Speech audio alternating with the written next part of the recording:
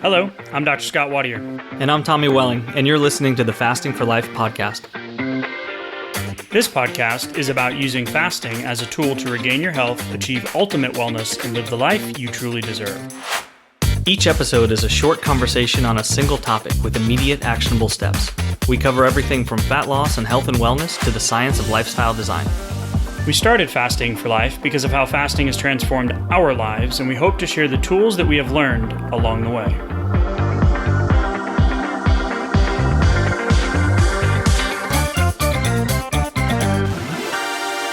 Hey everyone, welcome to the Fasting for Life podcast. My name is Dr. Scott Wadier. I'm here as always with my good friend and colleague, Tommy Welling. Good evening to you, sir. Hey, Scott, how are you? Doing fantastic, man. This is a topic tonight that I can absolutely get fired up about.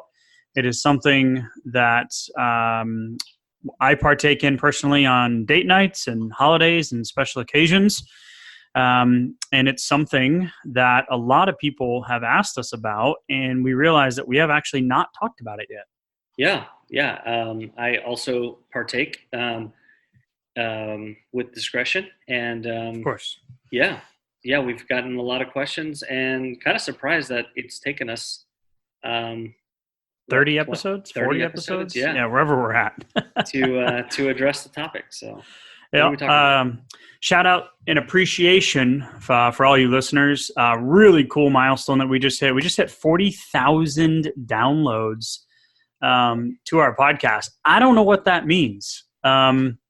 We don't have any sponsors. This isn't monetized. We get on, we talk about subjects that we've experienced or questions that were asked. And sometimes we get a little researchy and nerdy, and other times it's more anecdotal and just, talking from case study or observation or personal experience. But 40,000 downloads. So much love and appreciation and gratitude to everybody that is listening, because we had no idea what to expect, but definitely blown away by the response. So thank you to every one of you out there.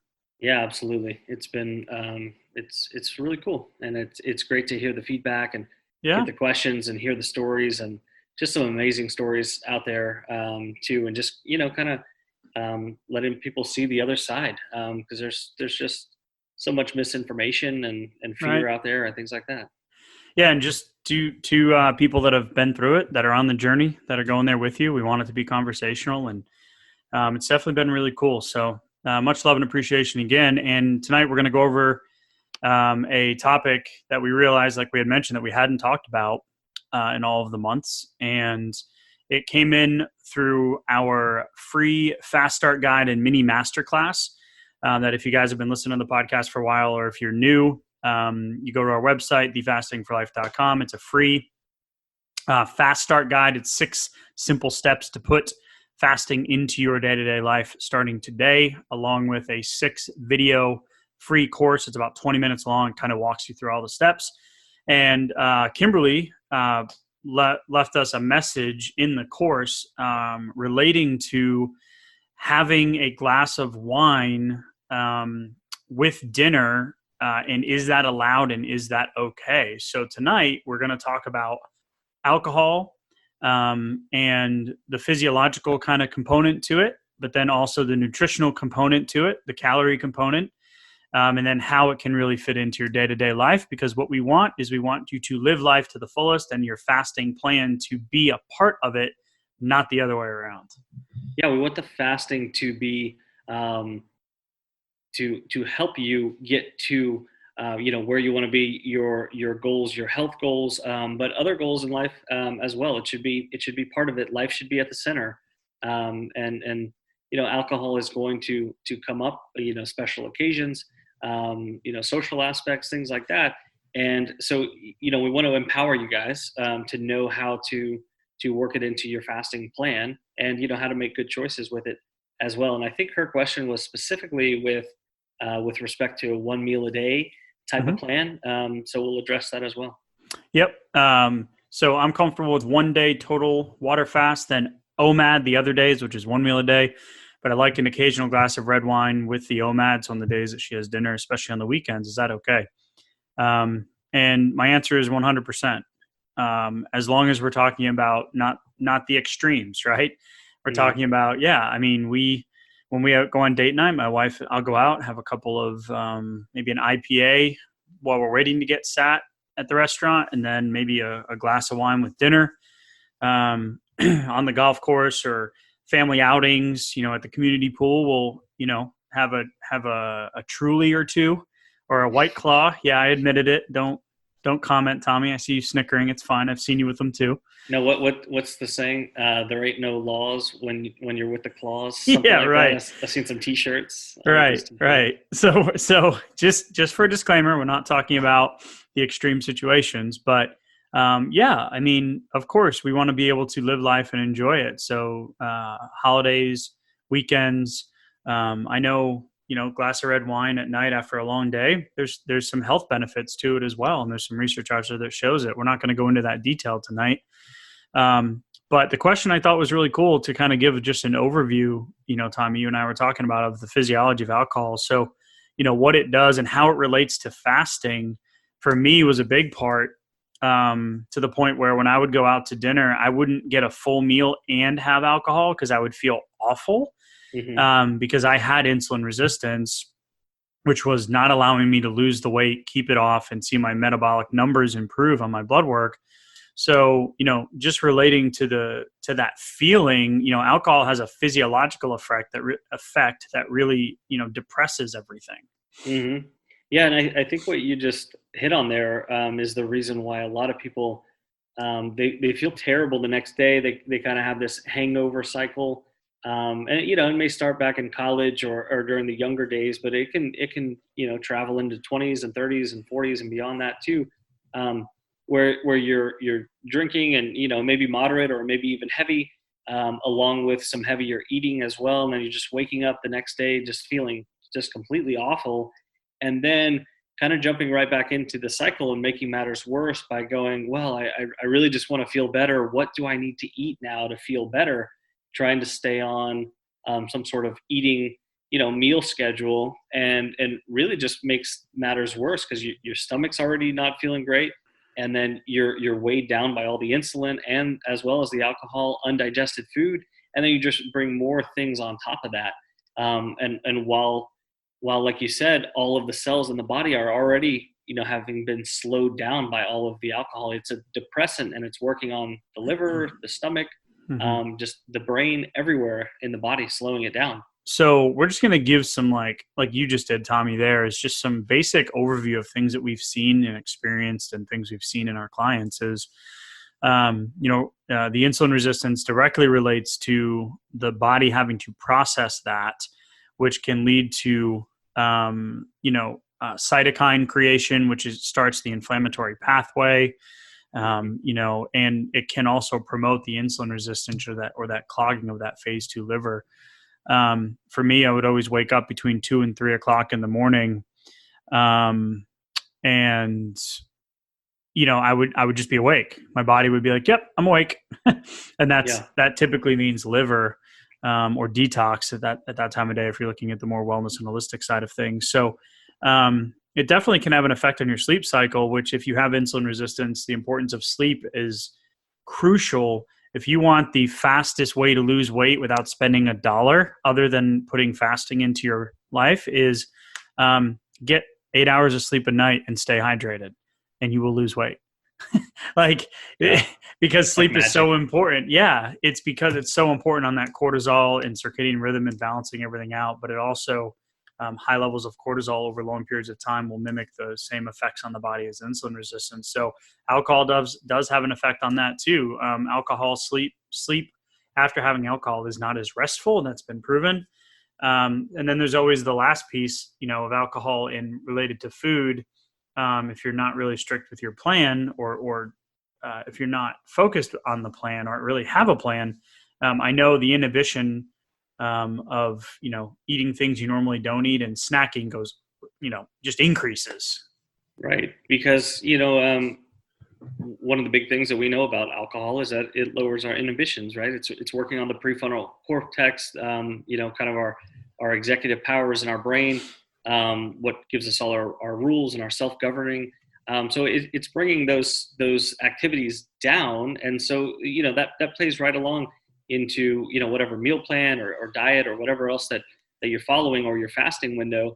And then all of a sudden it can be easy to justify. You say, well, I'm already having a drink. Maybe I need something to snack on too. And then your inhibitions are lower, and then you're in a social environment. And so all of a sudden you're eating when you didn't plan to be. And so that can become a slippery slope as well. Yeah. And this is really just kind of diving into the, and again, thank you, Kimberly, for the question, making us realize we haven't talked about it. So the answer to her question was, yeah, absolutely. If you're on a weight loss journey and trying to lose weight and you're doing it through using the tried and true art of fasting, then there's some things you should be aware of in terms of what the alcohol turns into in the body in terms of calories, because typically people will use caloric intake, calorie intake, and the scale as the guide, right? So the alcohol nutrition is kind of tricky because you don't really realize what you're intaking, especially if you're ordering off the specials menu at the local restaurant, the drink special menu with all the fun, sugary, colorful things that are on there. Yeah. They're not actually screaming at you about how many calories you're ordering and things like that. So, yeah, I mean, even just a light beer being, 120 calories, let alone, what do you like? A double IPA? Yeah. Yeah. How many calories is that? Anywhere between 250 to 300. Okay. Yep. So, I mean, that can throw a wrench in things pretty quick. Two of those, right? Two of those is 600. I mean, two of those is a meal that my wife eats. Right. I mean, that can really throw you off, especially if you say, well, now I'm kind of hungry and I'm at a restaurant. Why don't I order something on top of that? Well, all of a sudden your OMAD just became, an additional meal or meal and a half. Right. And then, so we talked about beer, and then the 7 calories per gram. You did some quick math on the fly when we were kind of talking through this. So we want to talk about what that equates to in the body and how quickly it can add up. But a house pour, 5 ounces. Some house pours are now 6 or 9 ounces. 120 to 180 calories. A hard seltzer, the Trulies, the White Claws, those are 100 calories a piece. Who really knows what's in them though? They're so new. Restaurant margarita, 250 to 500. Yeah, that's a killer right there, especially where we are here in Texas. Yep. Or you get the big giant margarita, then you have the Corona flipped upside down with the little sidecar, right? I don't know what those are called, but put that with some chips and queso, and you could really be in for a rough time. Right. So it adds up. So if you've got a plan, I know I have a couple of people that I work with that's in not a formal setting, but kind of coach on the side, and they'll do Monday through Friday intermittent workouts and all that, and then on the weekends they'll do a time restricted eating window, more of like an intermittent fast. They'll skip breakfast, skip lunch, and then they'll do like a dinner and drinks out that night or something like that.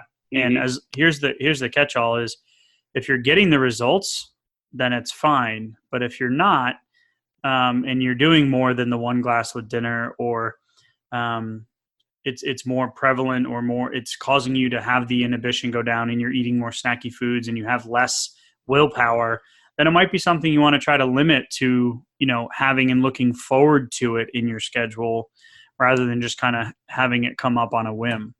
Right. Yeah, absolutely. That can keep you from going down those slippery slopes or letting that eating window expand when you didn't want to. 100%. I get the crunchy. I like the crunchy things. I like the chips and the popcorns and you already mentioned the chips and queso. Chips and queso. Like, I like the crunchy, salty stuff. So, I know lately when we go out on date night, we'll either split an entree or just have a couple of drinks and an appetizer. And I wake up feeling great. I'm still on my plan. Numbers are moving in the right direction.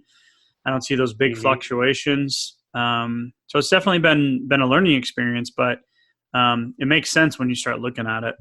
Yeah, I love that too. At this point, when I'm on date night, I'm pretty much about half of the food intake that I was maybe a year and a half ago. And so, like you said, like splitting an appetizer, I might get, a soup or something small, or, kind of just a side that I really want, and not an entree. And, I feel a lot better about it. So when we're talking about your plan, you know, the way we use fasting, especially if you're starting with the fast start guide, is to really push the intermittent fasting window, to get you guys to 20, 22, 24 hours. And one of the things we always say about fasting is it's not a punishment for what you've done or reparations for what you've done or preparation for what you're going to do in terms of what you're going to eat and drink. Right, Tommy? So in Yeah. terms of It's not a fine. It's not a citation. yeah, Right. yeah, And it's not a savings account either. I mean, right. you can, hey, I feel great fasting a little bit more, going into a trip or a vacation or something Right. like that, or coming off of one.